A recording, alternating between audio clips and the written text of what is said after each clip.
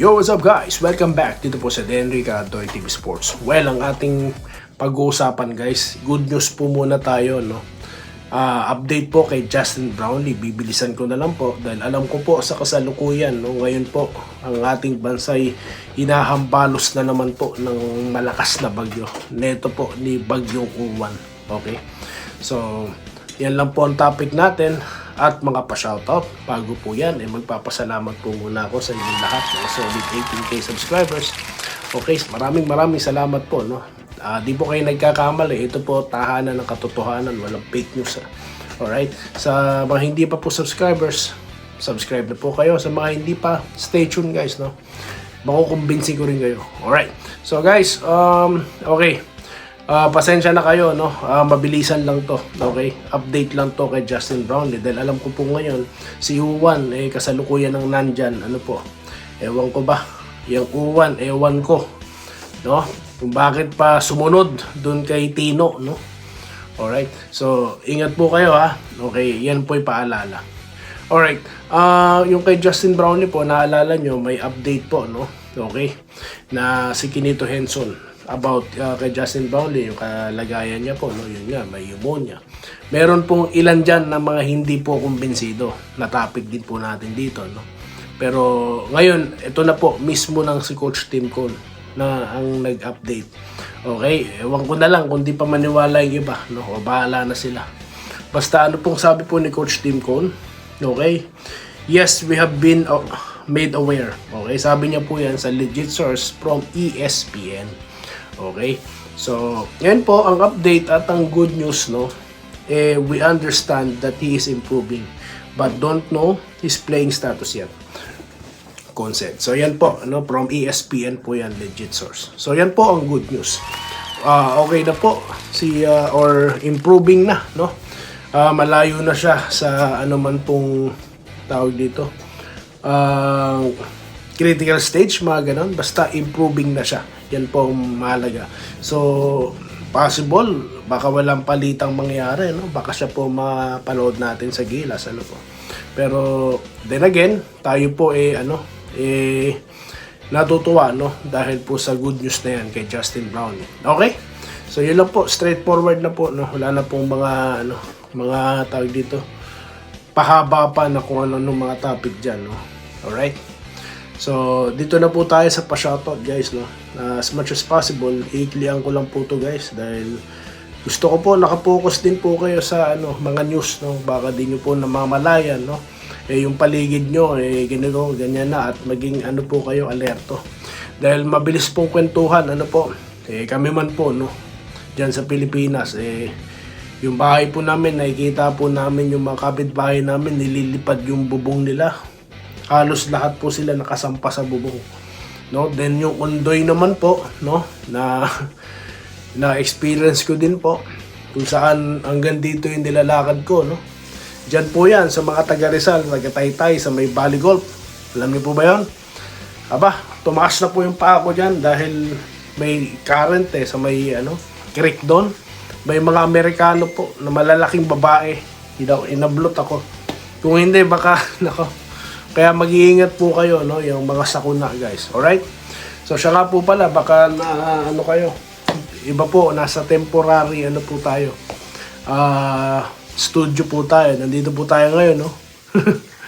So yan po. Lang po to, long weekend po kasi, no? Kaya medyo muna tayo. Ayoko sabihin, nagre-relax habang kayo dyan, binabagyo, no? Pero po kasi ito, alam niyo naman, no? Medyo gala talaga si Doy TV. Anyway, dito po tayo sa pa-shoutout po kay Robert Dille. Ito, mga kababayan nating OFW from Al-Khobar, Saudi Arabia ito. Okay. Good morning Brad, watching here in Al-Khobar, Saudi Arabia. Madami na kaming subscriber mo. Ay, salamat po. Ayos yan, hindi ka bukugan ang content. Talagang tunay na totoong vlogger, hindi ka balastugan. Salamat po, makakaasa po kayo, no? Alright, Joseph Pineda, good morning idol, present po lagi, Solid Ginebra fan for life. O nga po idol, damay po ang mahal kong probinsya, Pampanga sa Typhoon Uwan. Pray for us mga Cubs. No po, no? Ingat po kayo dyan, sir. Alright, dito po tayo kay Enrique Rivero. Good day idol Doy TV, laging present, salamat po. Kay June Valiente, good day M. Doy pa shoutout naman. Yes, kay Jun Valiente, shoutout po. Desito Lantason, okay. Laban sa mga manluloko, okay yung napospon habang maaga idol para makaiwas sa Iberia. Tama po kayo dyan. Good morning po, Sordoy TV. Good luck po sa Ginebra Jenkins versus Titan. Signal number 3 na po sa Metro Manila. Ingat po tayong lahat. Yes, ingat po kayo dyan, ma'am. Romel Sales, ito po. From Vancouver, sir. Saan po kayo dito, sir? Good morning po, Sir Doy TV. Si Ma'am Minerva pa pala yun. Gandang morning, Sir. Jeddah po pala kayo, no? Iba po pala. Sorry. So, meron tayong taga Alcobar, Saudi Arabia na si Sir Robert Dille. At meron naman po tayo na taga Jeddah, El Kereji. Tama po ba? Di dyan po sa may Jeddah. Mabuhay din po kayo, sir. Mabuhay kayo. Mga taga Damam, ha? Marami pong taga, no? Hindi nyo na po may tatanong. Pangalawang bansa po ang Saudi Arabia sa maraming nanonood kay Doy TV. No? Ipapakita ko po yung analytics, no? Kapag may free ako. Salamat po. May free time. Wenceslao hapon na good morning. Matindi ang NLEX bawisin. Oo nga, no? Malupit. Hindi nila ginaya yung diskarte ng Ginebra kung paano nila tinampakan ng NLEX no? Bakit yung Pasko rin yung baka sabihin anti-NLEX hindi po, yun lang, observation lang naman natin, di po ba kung paano ginawa ng Ginebra execution, binantayan si Bahio, binantayan si Bolik, hindi pwede i-score ang Bolik, pag umiscore yan, tapos na laban, 28 points, so wala na, di ba? Talo talaga yan, yung Reno Shine pag ganyan, no? Tracy Magdalene Nava, si Sir Vincent Nava to. Good day kabayan Doy, mas okay na yun para na din sa safety ng mga fans. Tama po kayo dyan. Official maglalaban pa naman, alright. Gillian M. Gatukod, postpone Barangay Ginebra Vesta, pagpatuloy na lang daw po. Salamat na lang po. Salamat po sir ha. Franklin Nabato, nako Idol Doy TV, may fake news na naman. Binabalik na sa Ginebra si Kinyahan ni Boss Al. Hindi talaga,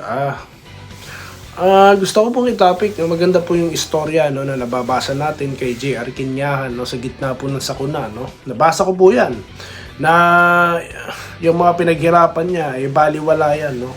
Talagang para sa kanya, ang pagsagip sa kapwa, of course, syempre una sa pamilya no, ang mahalaga. Dahil ang mga bagay naman po, madali lang naman pong ano yan. Although mahirap, what I mean is that life versus bagay, of course life tayo, no? Although mahirap yung mga pinundar, no? Pero syempre ang buhay din ay babalik yun. Yung may pupundar, mas mababalik mo yun, di po ba? Alright, so yun lang po ha. Dito po tayo ha kay Bo Dolor Amaro, shoutout po sir. Tracy ito po ulit, si Sir Vincent po ulit ito. Magandang panoorin ng Promising Stars ng PBA. Tama po kayo dyan.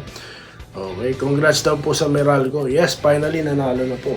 Well, medyo ano po, no? May ano po nangyari kanina? Na, ano po, napakilala yung import nila, no? Yung si Vahedi from Iran. Scorer talaga, 22 points, di po ba? Tapos si Hollis Jefferson nandun din, no? Tsaka si Romero. So kala ko doon nandun si Ange Kwame, no? Pero ano man po, sino man po naglaro diyan, congratulations sa ating Meralco dahil Philippine team din po 'yan, okay? Diyan po sa EASL. So yun lamang po muna guys, no? Ma'am Irene Giles, shoutout po sa lahat po na nanonood, no? Dito sa ating channel. Mag-iingat po kayo muli, no, dyan sa Pilipinas, no? Baka po mag-live tayo one of these days para po kamustahin naman kayo dyan. Ano po? So yun lamang po at live po rito. Hindi pala live ito. Nakatape po tayo dito sa ating lugar ngayon, sa ating temporary studio. Maraming salamat po ha sa inyong lahat at magkikita pa po tayo sa susunod na video content mas pinalakas dito lamang sa Dendrica Doy TV Sports. Muli, maraming salamat po sa patuloy na panonood. Salamat po sa panonood.